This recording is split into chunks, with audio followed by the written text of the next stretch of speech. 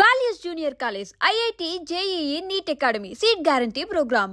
కొంచెం మాట్లాడడం కష్టం నాకు. అంటే ఎలా ఉందంటే నగ్నంగా ఉన్నట్టుంది పోడియం లేకపోతే. కొంచెం అందరూ మీరు దయచేసి వస్తే let me have an interaction. అంటే నా జీవితంలో మొట్టమొదటిసారిగా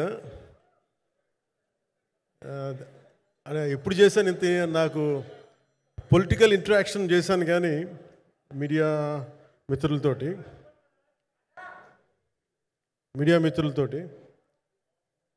సినిమా పరంగా నేను ఎప్పుడు ఆలోచించలేదు, ఎప్పుడు నాకు చేయలేదు.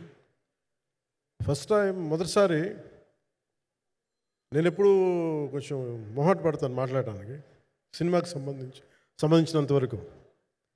ఇక్కడ సినిమాని ఎలా ప్రమోట్ చేసుకోవాలో నాకు తెలియదు. పని చేయడం తెలుసు తప్ప దీన్ని అంటే మనం ఇంత చేసామని చెప్పడం ఎప్పుడు నాకు కొంచెం ఎబ్బెట్టుగాను ఇబ్బందిగా ఉంటుంది. ఇంకా నేను చాలా యాక్సిడెంటల్ యాక్టర్ అండ్ ఇంకా గత్యంతరం లేక టెక్నీషియన్ అయిన వాడిని. నాకు నచ్చే సన్నివేశాలు, నచ్చే సినిమాలు చేసుకోవడానికి. ఆ పరిస్థితుల్లో ఇది నా మొదటి ఇంటరాక్షన్. ఇది నా పర్లేదు కూర్చోండి.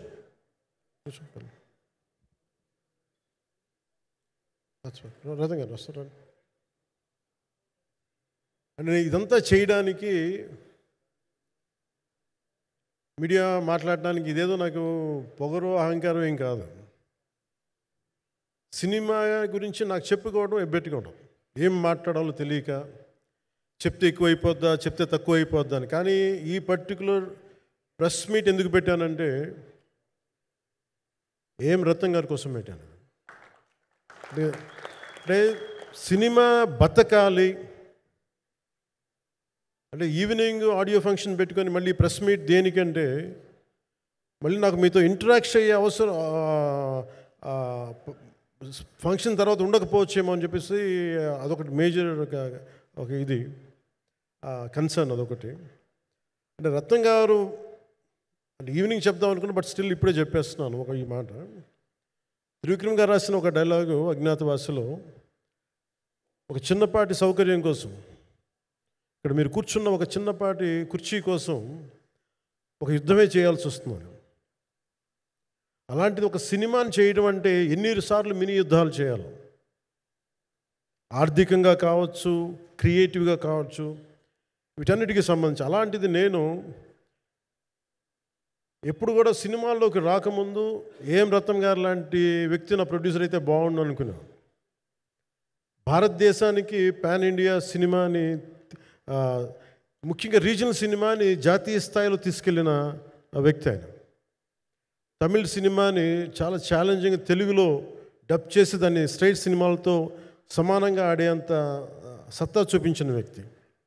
Film industry creative ability, creative potentiality పెంచిన వ్యక్తి. ఈ సినిమా చాలా ఒడిదుడుకులు ఎదుర్కొంది, 2 కరోనా పరిస్థితులు ఎదుర్కొంది. అన్నిటికీ మధ్యలో సినిమా మన క్రియేటివ్గా కొంత ఇబ్బంది ఎదుర్కొంది. అల్టిమేట్ ఆబ్జెక్టివ్ సినిమా బాగా రావాలని, నేను ఎప్పుడు ఏం చేసినా సినిమా బాగా రావాలనుకుంటాను. ఈ సినిమాకి ప్రత్యేకించి ఆయన తపన చూసి నేను ముఖ్యంగా పొలిటికల్ ప్రాసెస్కి వెళ్ళిపోయిన తర్వాత, పాలిటిక్స్కి వెళ్ళిపోయిన తర్వాత, డైరెక్షన్ అని వీటికి దూరమై క్రియేటివ్ పార్టీకి దూరం అయిపోయిన తర్వాత, పాలిటిక్స్ నా ప్రైమరీ ఫోకస్ అయిపోయిన తర్వాత, మళ్ళీ దృష్టి పెట్టి సినిమా కావాలి మీరు చెయ్యాలని చెప్పి నా దగ్గరికి వచ్చి కోరుకున్నప్పుడు నేను ఎంత బెస్ట్ ఇవ్వగలను ఆ సినిమాకి అంత ఇచ్చాను. నేను అంటే నా బెస్ట్ ఇచ్చాను. అంటే నేను అంటే అన్నిటికంటే కూడా నేను ఇవ్వలేనిది టైం ఇవ్వలేను నేను. కానీ అలాంటి పరిస్థితుల్లో ఒక క్లైమాక్స్కి దాదాపు 57 రోజులు షూట్ చేయాల్సి వచ్చింది. మండు టెండ బాగా, ఇట్స్ కైండ్ ఆఫ్ ఒక మిడ్ మే అంటే చాలా పిచ్చి ఎండ అన్నమాట. అలాంటి ఎండల్లో నాకు చాలా కాలం తర్వాత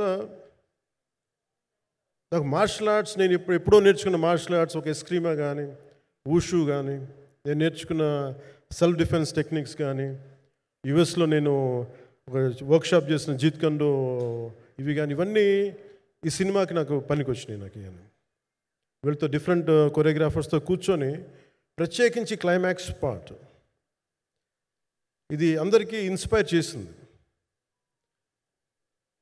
అంటే మన స్థూలంగా చెప్పాలి అంటే, ఒక క్లుప్తంగా చెప్పాలి అంటే, ఈ సినిమాకి ఇదే ఆయువు పట్టింది.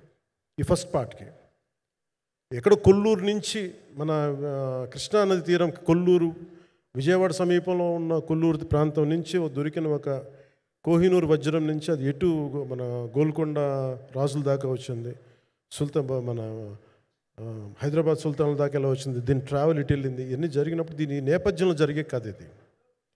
ముఖ్యంగా ఈ ఫౌండేషనల్ వర్క్ చేసిన వ్యక్తి క్రిష్ జాగర్లమూడి గారు చాలా హై కాన్సెప్ట్తో పట్టుకొచ్చారు దీన్ని.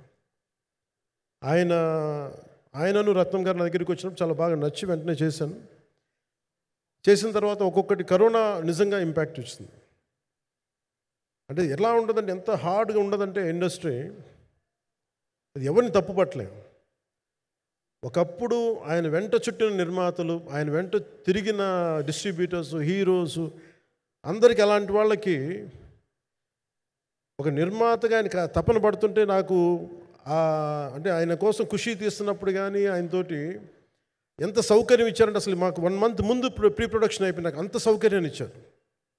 నేను కంపోజ్ చేసిన యాక్షన్ సీక్వెన్సెస్ కానీ, ఫైట్స్ కానీ, ఖుషీకి నాకు ఆల్రెడీ ఒక 1 month 1.5 month థియేటర్ నాకు ఇచ్చేసి, మన సురేష్ ఎఫెక్ట్స్ థియేటర్ మొత్తం ఇచ్చి నాకు అంత లగ్జరీ ఇచ్చిన వ్యక్తి ఆయన నలిగిపోతుంటే నాకు నిజంగా చాలా బాధేస్తుంది.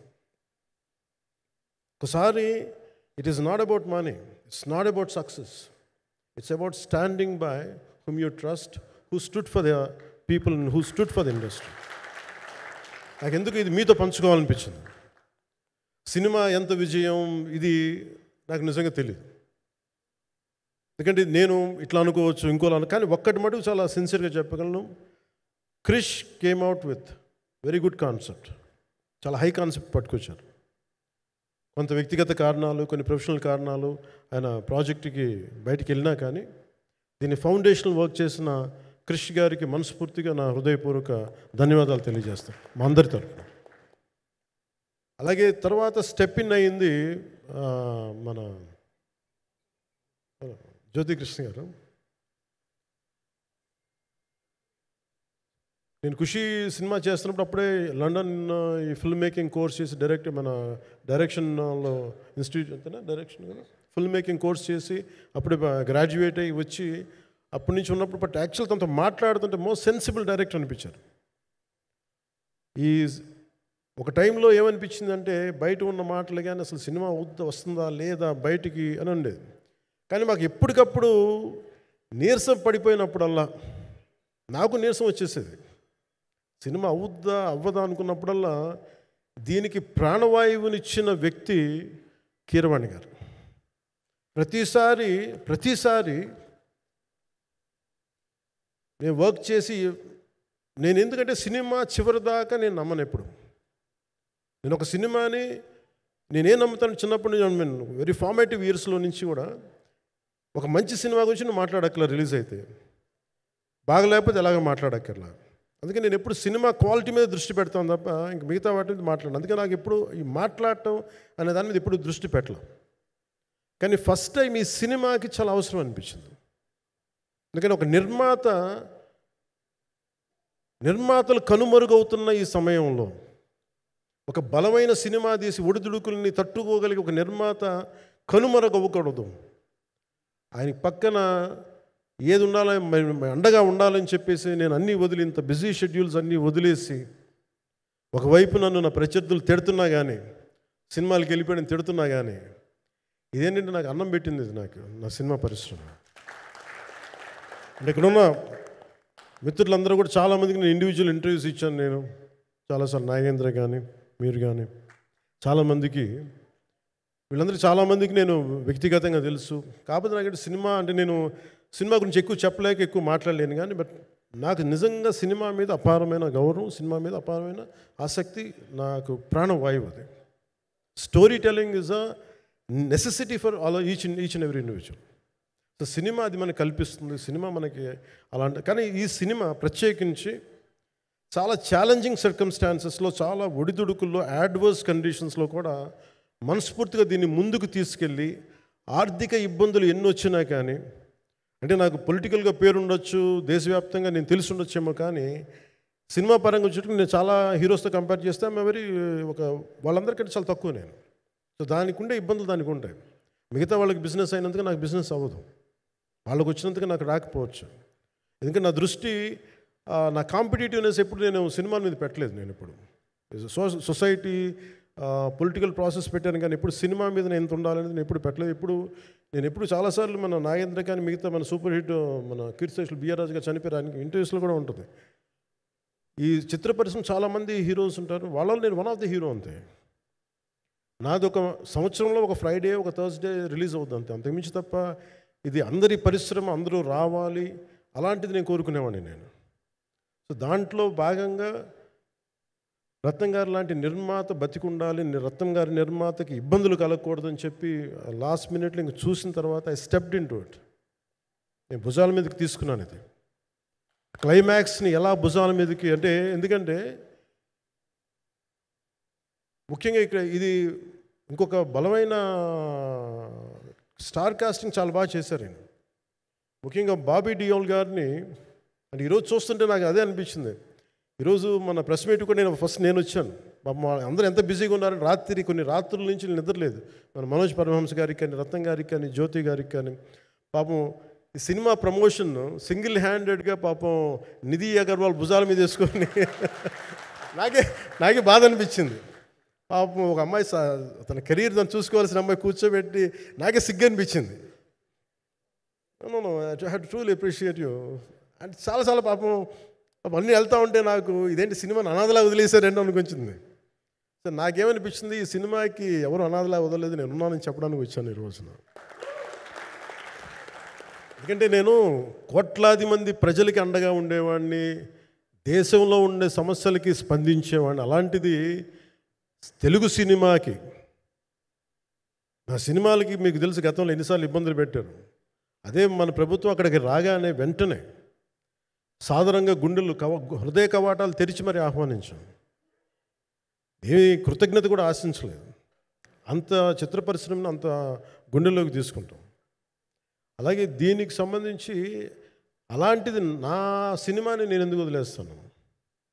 ఎందుకంటే ఇది ఇంకో సినిమా కాదు.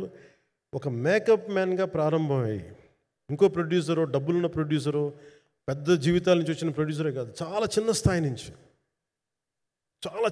ఒక మేకప్ మ్యాన్ స్థాయి నుంచి బాయ్గా స్టార్ట్, అంటే చిన్నపాటి అసిస్టెంట్గా స్టార్ట్ అయ్యి చాలామంది మన సీనియర్ దర్శకులందరి దగ్గర పనిచేసి అంచెలంచెలుగా ఎదిగి నిర్మాత అయ్యి, దర్శకుడయ్యి, స్క్రీన్ ప్లే రైటర్ అయ్యి, మీరు ఏమన్నానంటే ఆయన మౌనంగా ఉంటారు. ఎవరు ఎన్ని ఇబ్బందులు పెట్టినా మౌనంగా ఉంటారు. ఆయన మౌనం ఒకసారి నాకు విపరీత అసహనానికి గురి చేసేస్తుంది. మీరు ఏదైనా మాట్లాడాలంటే ఎవరు ఇబ్బందులు పెట్టి ఏం ఎదురు తిరగరు ఏంటంటే ఇలా అంటారు, ఏం చేయాలి. ఇంకా ఇలాంటి వ్యక్తికి ఆయన మౌనం నన్ను ఇలా రోడ్ల మీదకి వచ్చి ఇలా మీ దగ్గరికి ముందు నుంచోబెట్టింది.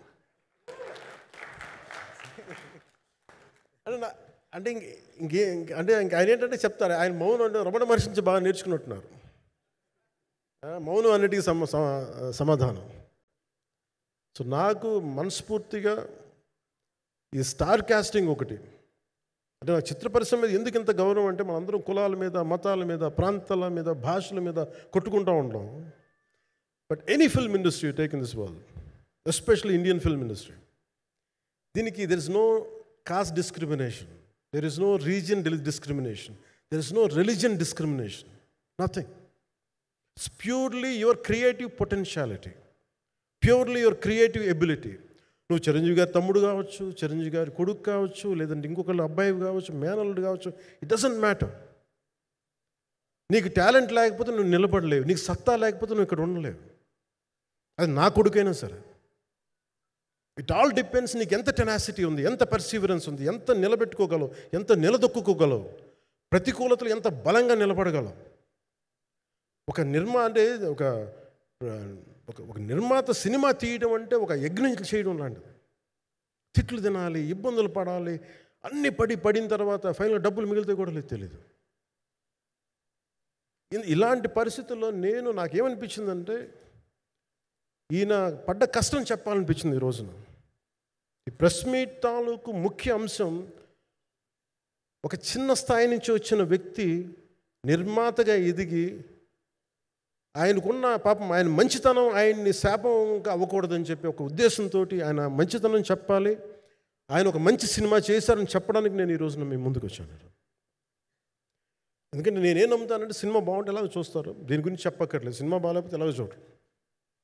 మీరు ఎంత పబ్లిసిటీలు చేయండి ఇవన్నీ అనుకోండి, అందుకే నేను పెద్ద ఎక్కువ మాట్లాడక ప్రయత్నం చేయను. కానీ ఈ పర్టికులర్ రోజు మటుకు, ప్రత్యేకించి ఈ రోజు మటుకు ఆయన పడ్డ కష్టం ఈ సినిమాకి, అలాగే ఒక్కొక్క కాస్టింగ్ ఆయన చేసింది, దీనికి నేను క్రిష్ గారిని కూడా చాలా మనస్ఫూర్తిగా అభినందిస్తున్నాను.